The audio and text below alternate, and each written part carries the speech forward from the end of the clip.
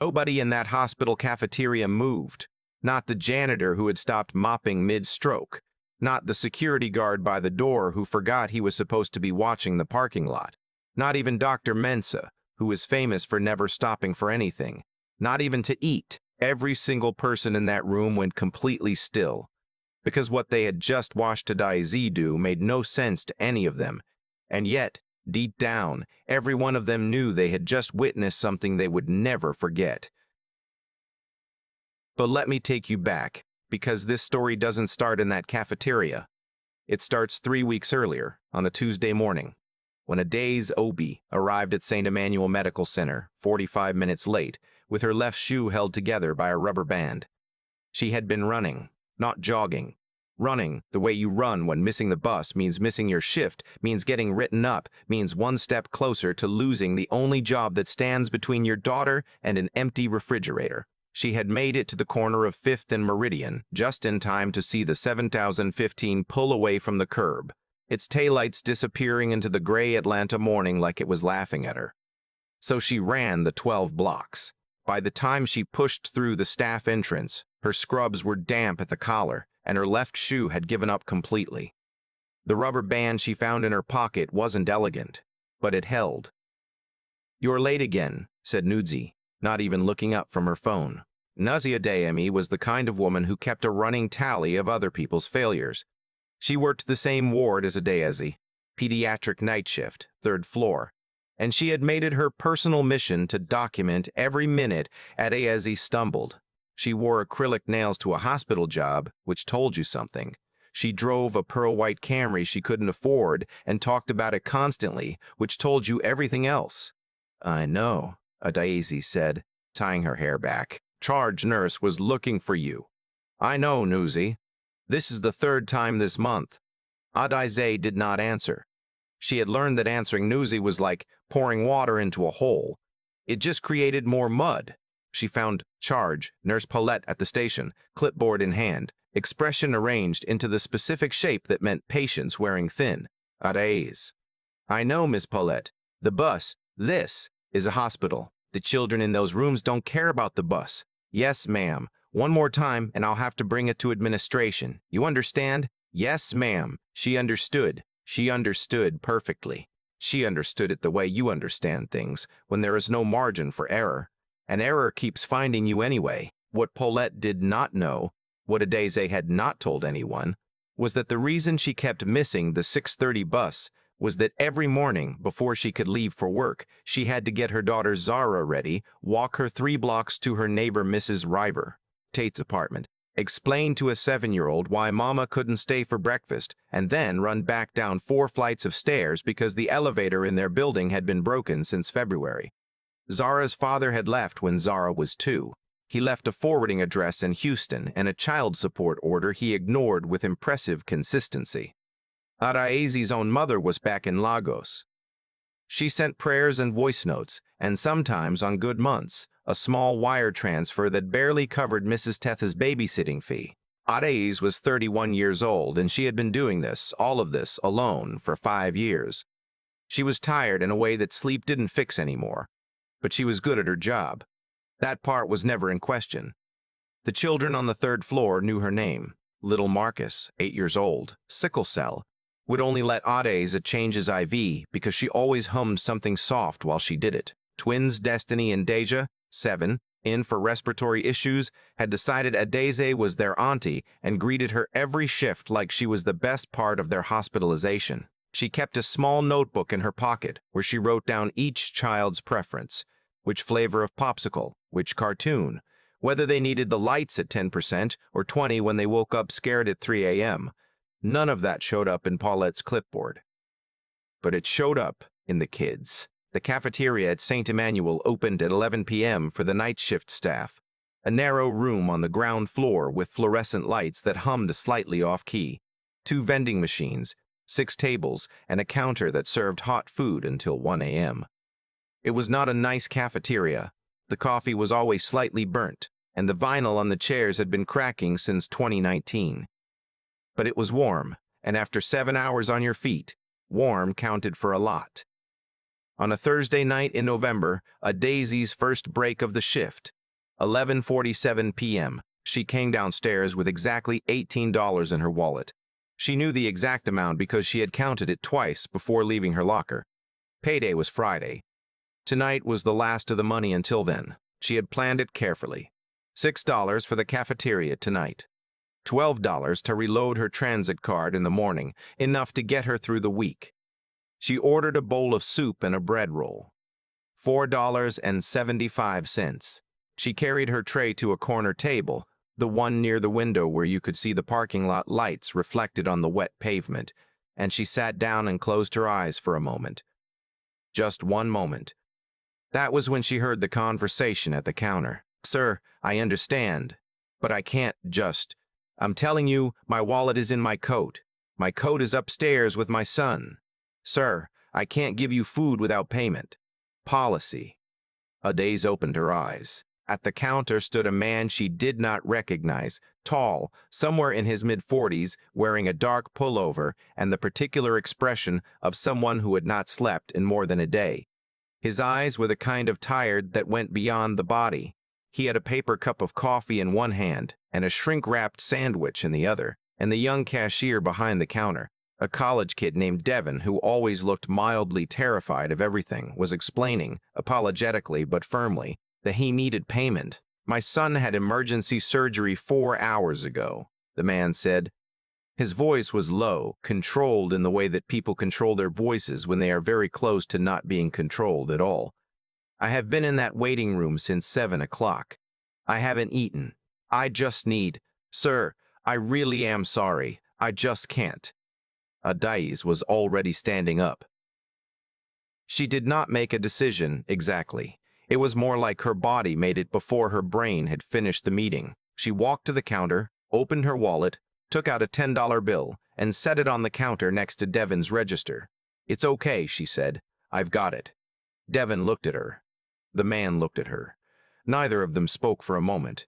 "Miss, you don't have to," the man started. "Take the sandwich," Adaeze said, not unkindly, just plainly. "And the coffee. You need to eat." He looked at her the way people look at something they weren't expecting. Not surprised exactly, more like remembering something they had almost forgotten existed. "I'll pay you back," he said. "If you give me your. You don't have to." She picked up her tray. "Go be with your son." She went back to her table. She sat down. She ate her soup, which had gone slightly cold. She did not look back at the counter, and she did not watch the man leave, and she did not think about the fact that she had just spent 10 of her $18, which meant she now had 8, which was not enough for both the transit card and anything else. She thought about Zara instead. She thought about how Zara had learned to tie her own shoes last week, and had called it the biggest day of my life with complete seriousness. She finished her soup. She went back upstairs. She did not tell anyone what she had done.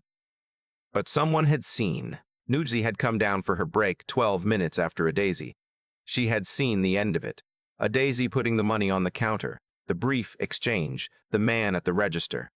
She had watched with the particular attention of someone storing information for later use. She said nothing that night. She waited. The following Monday there was a meeting. Adaeze was called into the administrative office at 9 a.m., which was the end of her shift, which meant she had been on her feet for 9 hours and had not slept, and her left shoe had developed a new problem involving the heel. Paulette was there. So was a woman from HR named Sandra, who had the practiced neutral expression of someone whose job required her to deliver bad news in a legally defensible way. "We've received a complaint," Sandra said, folding her hands on the desk, "regarding an incident in the cafeteria last Thursday night." Adaeze felt her stomach shift. "A staff member has reported that you were observed giving money to an unidentified male visitor after hours, and that this exchange may have violated. I paid for his food," Adaeze said. "He had been in the waiting room all day. He hadn't eaten. His son was in surgery. Be that as it may, there are liability concerns when he needed a sandwich and a cup of coffee." Adaeze kept her voice very steady. "I had $10. I paid for it. That's all." The concern, Sandra said, choosing words with surgical care, is that unauthorized financial transactions with patients' family members could open the hospital too. You telling me I'm in trouble for buying a man a sandwich? Sandra paused. Paulette looked at the table. We're not saying you're in trouble, Sandra said. We're saying we need to address this. Adaeze nodded. She kept nodding, slow and even, because the alternative was saying something she couldn't take back. She was so tired. She had been so tired for so long. And now this. She walked out of the building, into the 9 a.m. sun, and stood on the sidewalk for a moment and did not cry, because she had Zara to pick up from Mrs. Teth's, and you could not arrive to pick up your daughter with red eyes.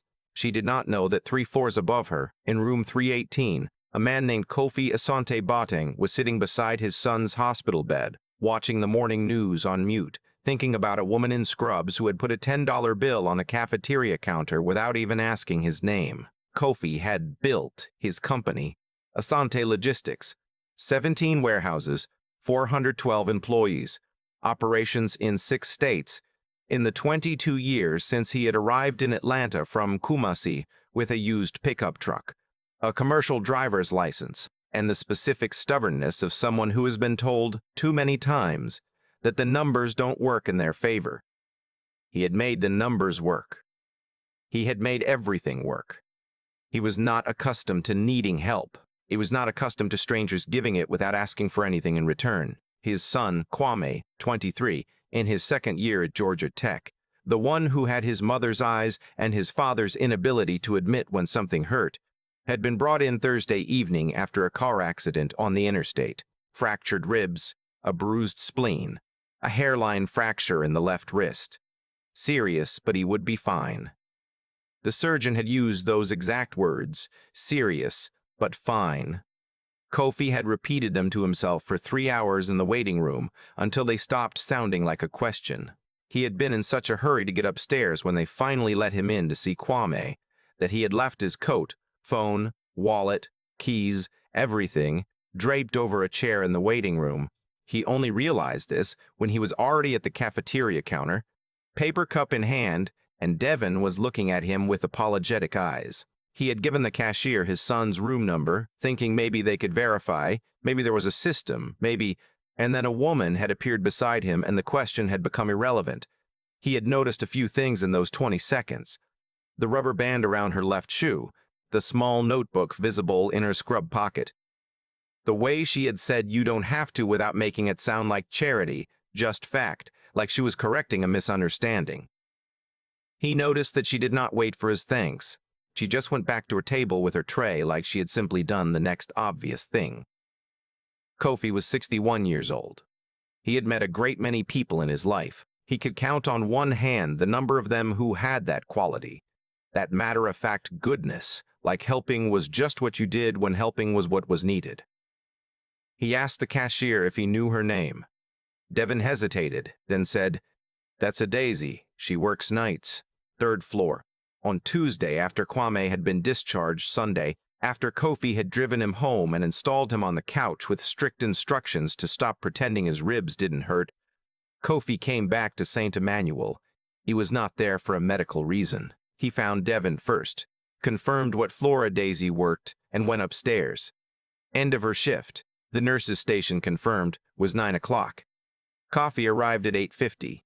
He sat in the chairs near the elevator and waited. At 9006, Adaeze came through the ward doors in her coat, bag over one shoulder, moving with the focused efficiency of someone who has a list of the next 4 things to do already organized in their head. She almost walked past him. "Excuse me." She stopped, looked at him. It took a moment. The waiting room, the cafeteria, the dark pullover. Then something in her expression shifted. "Oh," she said. "Your son. Is he okay?" "He's home," Kofi said. "He's fine. Thank you. Good." She adjusted her bag strap. "I'm glad he's okay." She was about to keep walking. He stood up. "I'd like to pay you back," he said, "for Thursday night. Please, don't worry about, not the $10. He paused. "I mean, yes, that too. But I'd like to talk to you for a few minutes if you're not in a rush." She was absolutely in a rush. She was always in a rush. She was always in a rush. But something about the way he said it, not a request exactly, more like someone who had thought carefully about what they needed to say, made her stop. "I have to pick up my daughter by 10, she said. "So, I won't take long." They sat in the chairs near the elevator. Kofi said he had asked about her, not in a way that alarmed her, he said quickly. Just Devon, just the basics. He knew she was a night nurse. He knew she had worked this floor for 4 years. He knew because Paulette had apparently not been discreet in the hallway that she had gotten called in about the cafeteria. Adaeze went very still when he said that. "That was because of me," he said. "That was because of a lot of things," she said, and she said it quietly without accusation. He reached into his coat and took out an envelope. He placed it on the chair between them. "My company has a scholarship program," he said, "for children of single-parent healthcare workers. We fund 12 per year. It covers K through 12, private school if that's what the family wants, and there's a college component attached." He looked at her. "Your daughter would qualify if you're willing." Adaeze looked at the envelope. She did not pick it up. "Why?" she said. It was not a suspicious question. It was a real one. She asked it the way you ask something when you genuinely want to understand the answer. Coffee thought about it for a moment. He had prepared a version of this conversation in his head on the drive over, a professional version, something about corporate giving and community investment. The prepared version felt dishonest now, sitting here. "Because I sat in that cafeteria for 2 minutes after you walked away," he said. "And I could not think of a single person in my life who would have done what you just did. And I've been building things my whole life. Companies, contracts, warehouses. I know what good materials look like. I know what holds." He paused. "You're the kind of person who holds." Adaeze did not say anything for a long moment. She was thinking about the 6:30 bus. She was thinking about Zara's school shoes, which were getting small.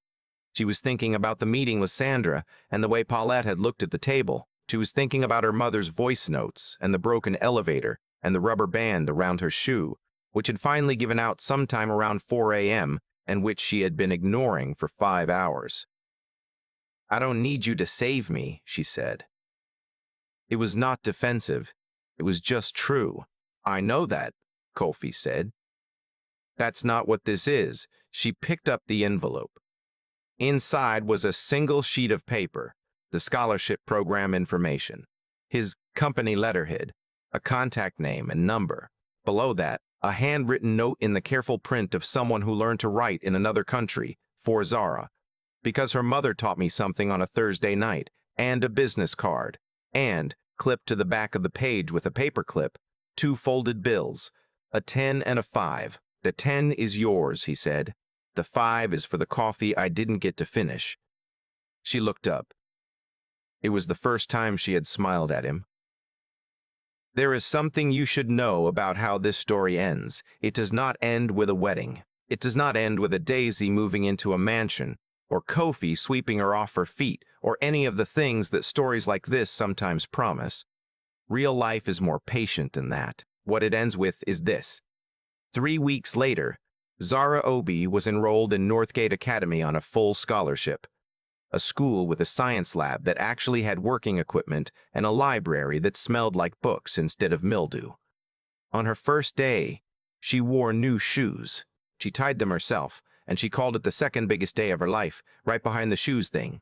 Adaeze, who had filed the cafeteria complaint, found out through the particular cruelty of institutional grapevines that the man she had watched Adaeze help was the founder of Asante Logistics, who had subsequently made a call to St. Logistics, Emmanuel's board of directors, not to complain, simply to commend the quality of a specific nurse on the 3rd floor. 2 weeks after that, Paulette offered Adaeze the senior charge nurse position that had been open since September.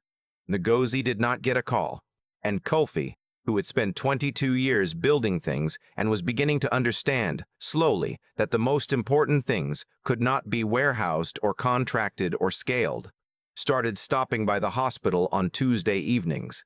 Not every Tuesday, but most of them. He would bring coffee from the place on Meridian that did it right, and sometimes he would sit with Adaeze in the chairs near the elevator for 20 minutes before her shift started, and they would talk about Kwame's recovery and Zara's science class and the broken elevator and the city at night and 100 small things that are not small at all when you are sharing them with the right person. He did not rush it. She did not rush it. Some things are built carefully, or they are not built to last. But this is what I want you to remember, more than any of the rest of it. On a Thursday night in November, a tired woman with a rubber band on her shoe and $8 to her name made a choice. She did not make it because she thought anyone was watching. She did not make it because she expected anything back. She made it because a man was hungry, and she had enough to help, and that to her was simply the next obvious thing. The world will tell you to hold on to what you have. The world will tell you the math doesn't work. The world will tell you that people like Newsy are the realistic ones, and people like Adaeze are just lucky if it works out. But here is what I have learned. Watching people for a long time, goodness is not luck. It is a muscle, and the people who use it, even when it costs them, even when no one is watching, even when their shoe is held together with a rubber band, those are the people who, eventually, make whole rooms go still. If this story stayed with you, share it with someone who needs it today. And if you haven't already, come find us at New African Folktales. We'll be here every week with another story worth telling.